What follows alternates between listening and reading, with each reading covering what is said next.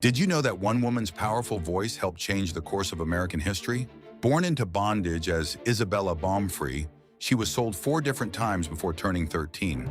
After escaping to freedom in 1826 with her baby daughter, she made history by becoming one of the first black women to win a court case against a white man, fighting to get her 5-year-old son back from plantation owners who had taken him illegally. But her greatest weapon wasn't the law, it was her incredible speaking ability.